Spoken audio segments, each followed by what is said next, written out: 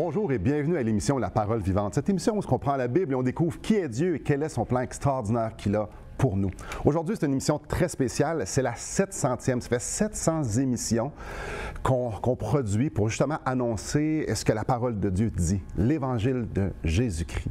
Et avant qu'on commence l'émission, j'aimerais ça, premièrement, faire 3 remerciements. Le premier remerciement, c'est ceux qui prient justement pour nous, pour que ce ministère puisse fleurir, puisse avoir un impact éternel dans la vie des gens. On est drôlement reconnaissant pour ceux qui prennent le temps et à cœur de prier pour nous.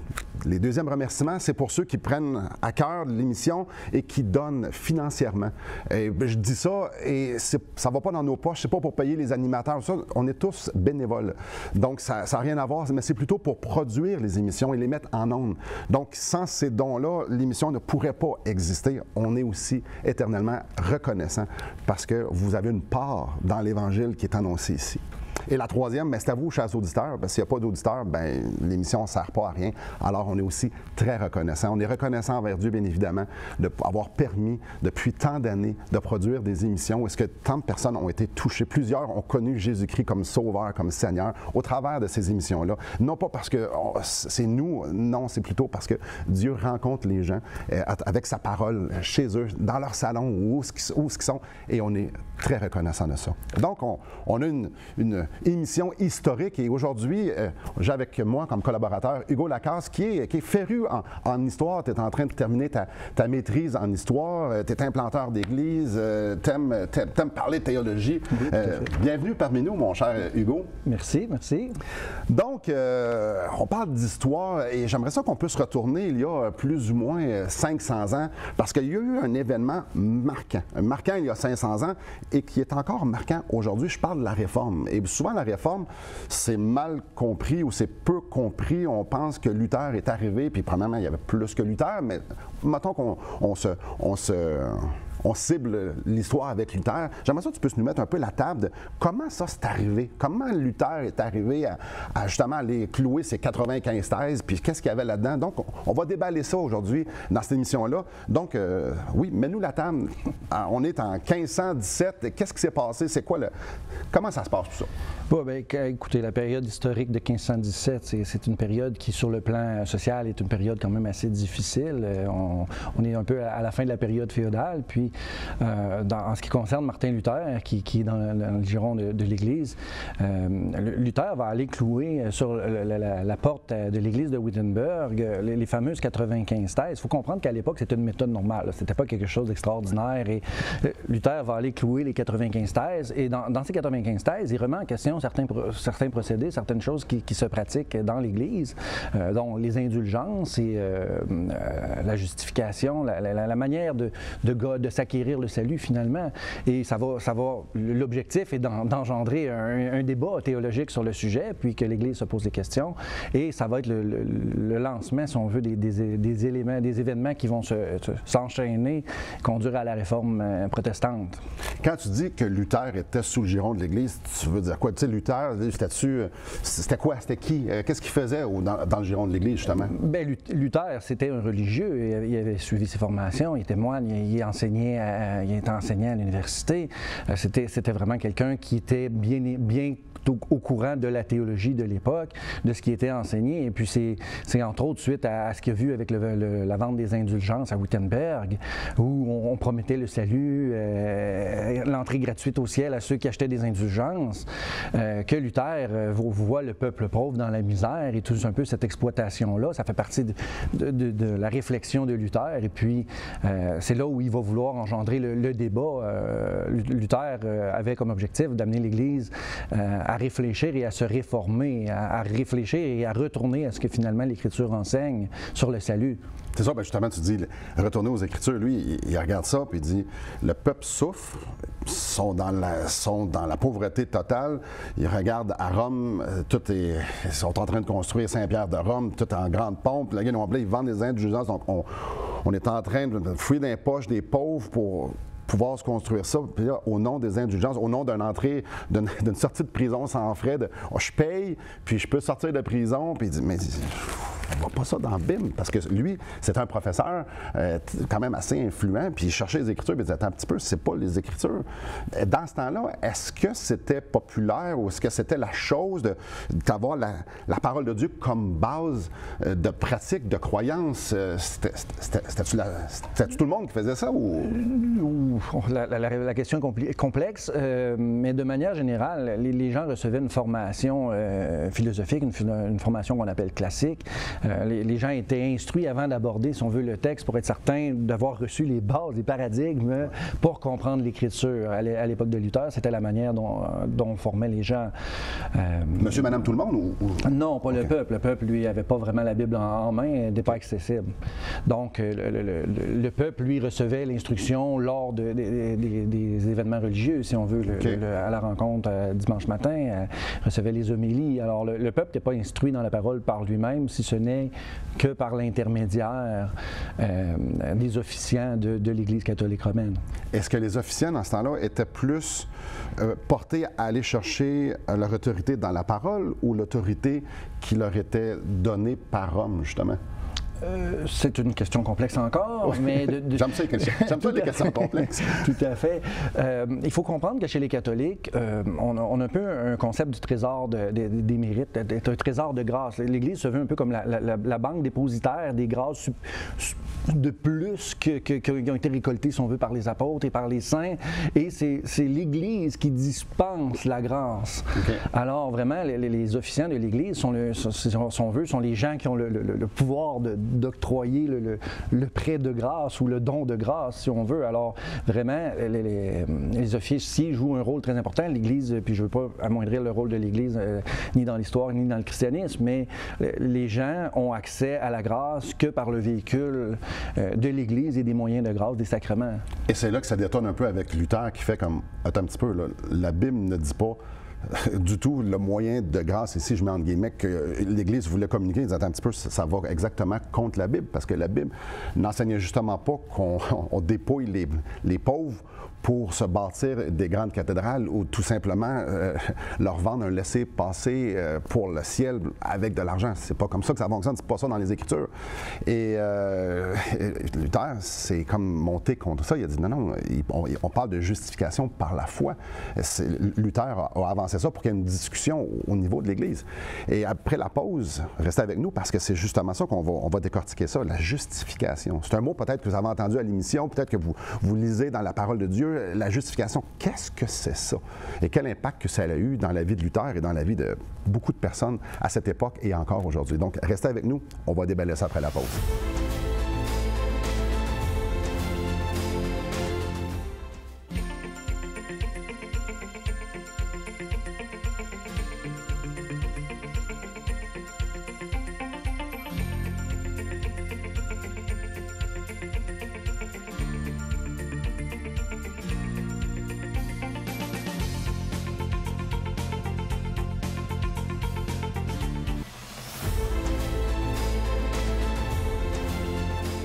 Bonjour à vous. Donc, Hugo, avant de plonger dans la justification, j'aimerais ça que tu puisses nous parler un peu de toi, qu'est-ce qui te passionne, parce qu'il y a un lien avec la justification, mais d'abord, toi, pour que les gens puissent te connaître un peu, Hugo Lacasse, c'est qui? C'est quoi qui te titille, là? Ah, moi, ce qui me passionne, c'est l'Évangile, moi, Simon. En fait, moi, je viens d'une famille chrétienne, j'ai été élevé dans les valeurs chrétiennes, puis à l'âge adulte, j'ai commencé à m'intéresser à comprendre pourquoi, à chercher à comprendre plus en profondeur, pourquoi on n'est pas tous d'accord toujours sur tous les mêmes sujets, on lit tous le même texte, à creuser la théologie, creuser l'histoire, puis vraiment pour approfondir, puis vraiment dans cette recherche-là, dans cette quête-là, dans cet approfondissement-là de la parole, j'ai découvert les doctrines qui sont les fondements de la foi chrétienne et je me suis émerveillé devant la grâce de Dieu. Ouais. Je me suis émerveillé devant ce Dieu juste qui se manifeste au sein de sa création, qui l'a rejeté pour mourir à la croix et les sauver. Je me suis vraiment passionné pour l'œuvre de Christ à la croix. Alors, c'est qui je suis. Et maintenant, l'Évangile caractérise ma vie.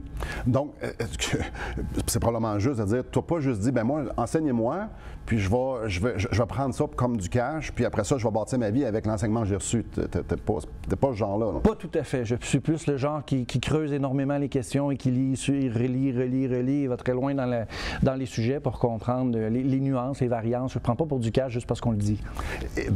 Donc, quand les gens disent, ouais, mais vous autres, les chrétiens, vous êtes une gang de moutons, ça ne cadre pas nécessairement avec ta vision des choses. Non, c'est pas du tout ma vision et j'aurais tendance à dire que les gens qui portent ces accusations-là sont souvent eux-mêmes les moutons du monde et de la société qui suivent sans se poser des questions, ne serait-ce que par des mythes qui sont répétés sans cesse alors qui, historiquement, sont complètement faux. Ouais.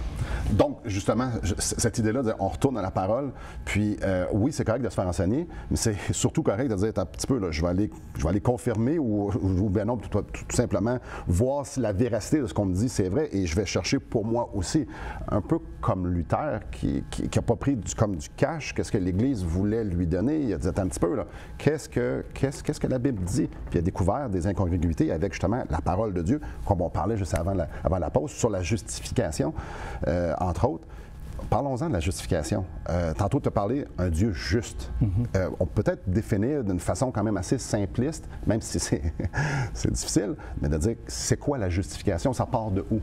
Bien, en fait, la justification part du concept de justice qui est en Dieu. On a un Dieu qui est juste et l'homme, qui est l'homme déchu, qui est dans le péché, est injuste. Il fait continuellement des offenses, il fait continuellement des gestes qui ne sont pas justes. Et cet homme-là ne peut pas se présenter devant un créateur parfait, juste. Il n'est pas sans reproche. Il est condamnable pour les actions qu'il a commises. Alors, la justification, bien, en fait, c'est si on veut, le processus par lequel légalement, c'est un terme légal, en fait, où on est justifié, où on est reconnu non coupable, on est reconnu juste finalement devant Dieu. Mais comment pourrait-on être reconnu juste, nous qui sommes coupables? Bien, c'était ça un peu là ce que je voulais, la question, c'est comment celui qui est injuste, on va juste penser aujourd'hui aller à la cour, aller à la justice, j'ai commis un crime contre la loi que le législateur a mis devant moi, puis j'arrive devant le juge, puis je dis, ben non, mais monsieur le juge, je vous connais, je sais que vous êtes bon, vous là. Vous allez me laisser aller. N'importe qui à la maison, nous autres, on va tous dire, ben voyons, ça n'a pas de sens. Puis si on le verrait dans les journaux,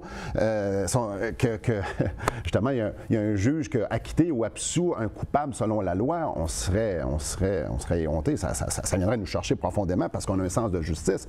Donc, comment Dieu peut-il justifier le coupable tout en restant juste? Parce que ça, c'est la grande question. Oui, tout à fait, tout à fait. En fait, il faut comprendre que Dieu a promis à celui qui marche et qui observe ses commandements qu'il vivra par elle.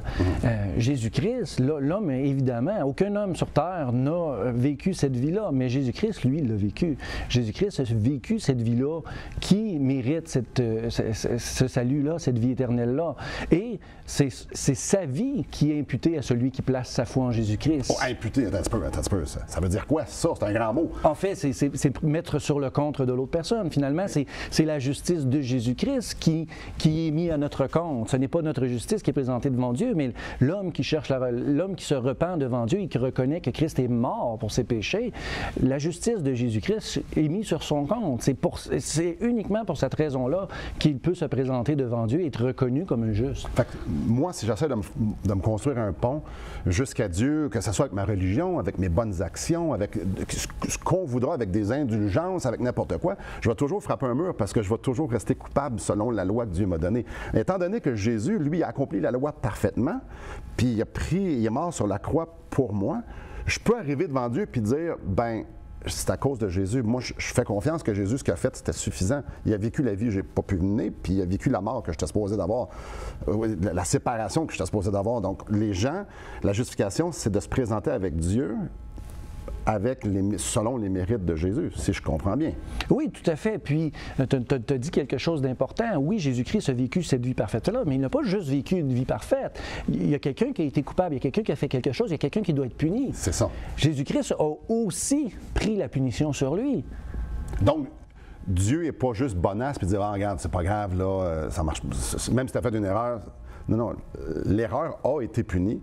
Et c'est Jésus qui l'a pris. Tout à fait. Dieu n'a pas accordé son pardon de manière injuste. Dieu a accordé son pardon de manière juste. Quelqu'un a payé pour ces offenses-là. Et je reviens à Luther. Luther, lui, ça détonne tellement de tu payes pour pouvoir avoir une entrée au ciel ou payer pour que quelqu'un d'autre ait une entrée au ciel sans purgatoire et let's go, on y va. C'est majeur parce que si je peux payer, pourquoi Jésus est venu? Puis si Jésus est venu, est vécu et est mort, pourquoi je dois payer pour rentrer au ciel? Ça détonne incroyable. Là. Oh oui, en fait, il y a là un paradigme qui ne peut pas il y a une contradiction qui ne peut pas être résoue. Puis effectivement, dans le cas de Luther, à la période, le dire, c'était quelque chose. Mais c'est un des fondements de la Réforme, justifié par la foi seule. Ouais. On n'est pas justifié par la foi plus nos œuvres. Ça ne veut pas dire qu'il n'y a pas aucune place pour les œuvres et que ce n'est pas important de marcher dans la justice. Ceux qui reconnaissent la justice de Dieu vont chercher à marcher dans cette justice-là. Mais ils ne sont pas sauvés à cause de cette capacité à marcher dans la justice. Ils sont sauvés à cause du sacrifice de Christ qui, lui, a marché parfaitement dans cette justice-là. C'est justement reconnaître que ma justice propre n'est pas suffisante. J'ai besoin d'une justice qui est supérieure et elle ne se trouve pas sur la terre. C'est juste Dieu qui peut nous la donner. Wow! Mais imaginez vivre en 1517 et sonder les Écritures et dire, attends un petit peu, ce qu'on m'enseigne, là, ce qu'on me dit, ça ne fonctionne pas. Là. Ça ne fonctionne pas avec ce que Dieu est en train de dire. Je dois dire au monde entier qu'on n'est pas justifié, on n'est pas rendu déclaré juste devant Dieu selon nos œuvres ou selon ce qu'on paye ou selon notre... C'est vraiment selon ce que Dieu nous a donné en Jésus-Christ. Imaginez, lui, ça brûlait dans son cœur. Il a dit, il faut qu'on en parle. Et c'est là qu'il a écrit, c'est 95-13. Il est allé clouer ça. Il dit, on doit en discuter sur la place publique. Mais ça n'a pas super bien fini. Ça n'a pas fonctionné nécessairement avec l'Église. Il a fallu qu'il se passe des choses et on va parler de ça justement après la pause. Mais avant d'aller à la pause, j'aimerais vous offrir le livre Destination finale de Marc Cahill. Marc Cahill, justement, prend les Écritures parce que c'est de là que ça part et il nous explique pourquoi on est ici. Et le livre Destination finale nous parle aussi qu'est-ce qui arrive après la mort. Et c'est quoi le plan pour Dieu, non seulement dans cette vie-ci, mais aussi après la mort pour nous. Donc, j'aimerais vous l'offrir tout à fait gratuitement. Tout ce que vous avez à faire, c'est de communiquer avec nous puis de dire, j'aimerais ça avoir le livre que Simon nous a offert. Donc, soit par Internet ou bien non, soit par téléphone et nous dire, j'aimerais avoir le livre et on vous l'achemine tout à fait gratuitement. Donc, restez avec nous. Après la pause, on va continuer de parler de la justification par la foi. Restez avec nous. Depuis maintenant 15 ans, nous avons l'immense privilège d'annoncer la bonne nouvelle de Jésus-Christ. Par la grâce de Dieu, nous avons fait plus de 500 émissions, distribué gratuitement des milliers de livres et que dire des centaines de personnes qui ont répondu par la foi à l'appel de Jésus. Aujourd'hui, nous aimerions inviter ceux qui ont reçu cette bonne nouvelle à faire équipe avec nous. Aimeriez-vous avoir un impact dans la francophonie pour l'Évangile? Joignez notre équipe en participant financièrement à la production de l'émission et en nous permettant de continuer à offrir de la littérature gratuitement à ceux qui sont ouverts à l'Évangile. Contactez-nous. Il nous fera plaisir de vous partager comment vos prières et vos dons peuvent faire la différence.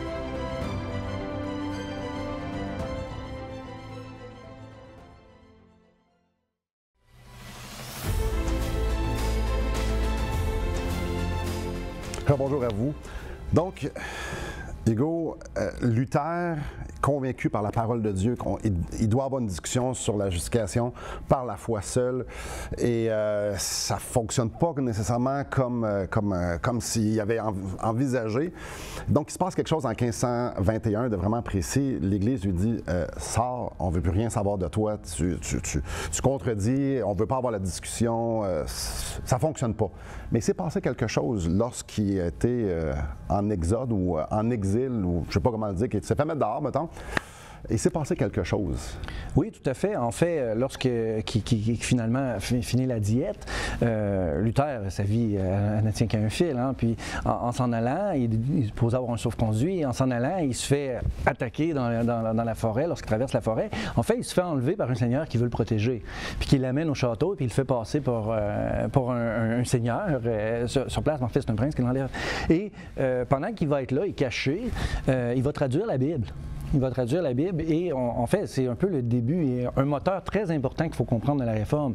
À partir de la Réforme, on a traduit, on a mis la Bible dans les mains des gens. On a permis au peuple, en leur donnant accès à l'Écriture, d'aller voir par eux-mêmes ce que la parole de Dieu enseignait. Et c'est un moteur très, très, très important. On peut donner des titres à Luther, des titres à Calvin et à tous ces gens-là, mais vraiment, ce qui fait la différence, c'est que les gens ont eu accès à la révélation de Dieu. Et c'est ça qui est le moteur, je pense, de la réforme. Oui, bien, regarde, j'aimerais ça qu'on puisse lire un passage, justement, qui parle de la justification par la foi et que si quelqu'un a la parole de Dieu dans ses mains, a accès à ça. Donc, je suis dans Romains au chapitre 5. J'aimerais ça lire le verset 1. C'est clair. Étant donc justifiés par la foi, nous avons la paix avec Dieu par notre Seigneur Jésus-Christ. Donc, Luther était convaincu que si les gens lisaient des passages aussi clairs que ça, bien, ils ne se feraient pas avoir avec justement des idées d'indulgence ou toutes sortes d'erreurs. Non, ils seraient ancrés dans la parole de Dieu, puis ils pourraient comprendre que tu peux être justifié devant Dieu par Jésus-Christ. Et tout ce que j'ai besoin de faire, c'est de croire. Parlons-en justement de cette foi-là qui est nécessaire à la justification. Donc, c'est pas par les œuvres, c'est par la justification, mais la foi, c'est quoi le lien avec ça? Bien, en fait, la foi, elle inclut la confiance. C'est comme si on veut un enfant qui dit « je crois que mon père va venir me chercher », mais que finalement, dans le fond de son cœur, il ne croit pas que son père va venir le chercher, il est toujours en retard.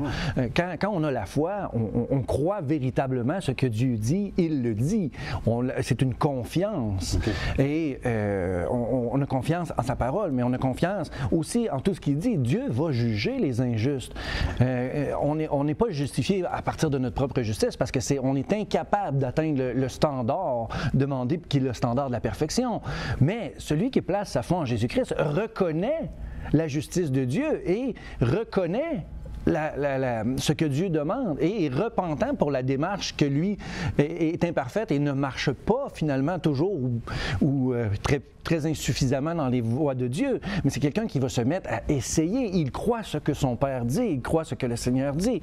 Il va se mettre à marcher. Et à la Réforme, on le voit, c'est imbriqué dans les confessions de foi, c'est imbriqué dans les textes. On parle de la vraie foi, la foi à salut. Une foi qui n'est pas une foi morte, comme va le dire Jacques, une foi qui s'accompagne d'œuvres. Ouais. Une foi qui se met en marche. Pas une foi qu'on professe de la bouche, mais qui finalement n'est pas accompagnée d'une vie digne des fruits dignes de la repentance. Et c'est important, les œuvres, c'est pas ce qui précède de la foi. La foi, ça commence là.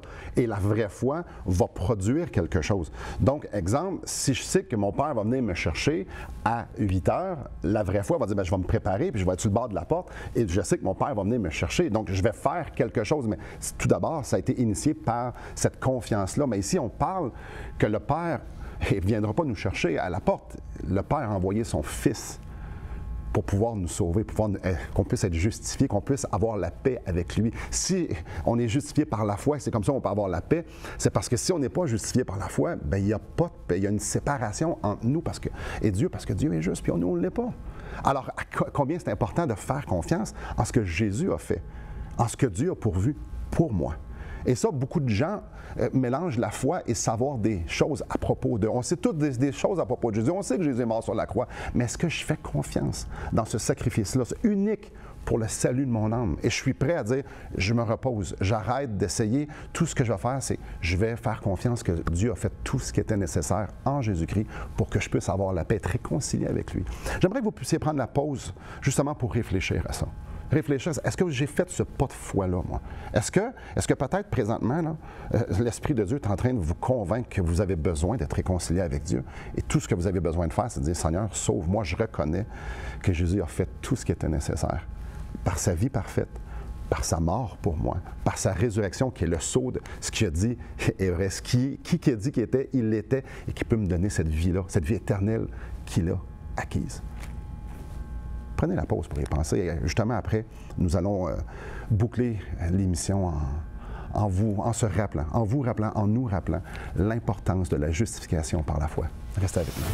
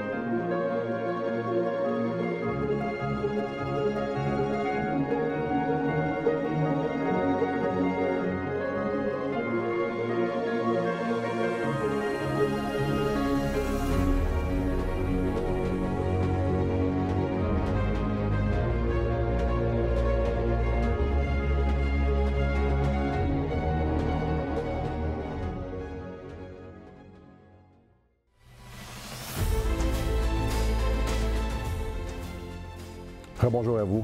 On a parlé de 1517, on a parlé de 1521, on a parlé de Luther, de la traduction de la parole de Dieu dans la langue du peuple. La justification par la foi, ça l'a chamboulé cette époque-là. Qu'est-ce que ça change en 2021 au Québec, ici, la justification par la foi? Bien, en fait, ça change tout. Vous connaissez autant que moi les dernières années particulières qu'on a pu vivre.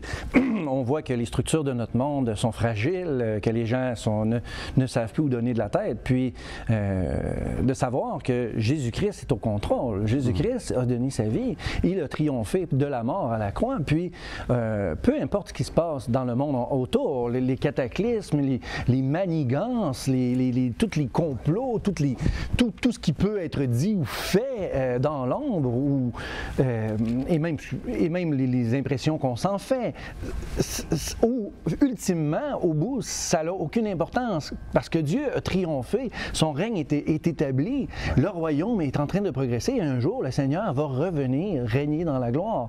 Et toutes ces choses-là qui se sont passées dans ce monde corrompu-là vont être terminées. Et ça a toute son importance, en fait, d'avoir accès à la parole de Dieu qui nous montre le plan de Dieu pour l'humanité, pour sauver les perdus. Oui. J'aimerais vous lire en terminant un verset que j'ai fort à cœur. C'est dans 1 Jean 5,13.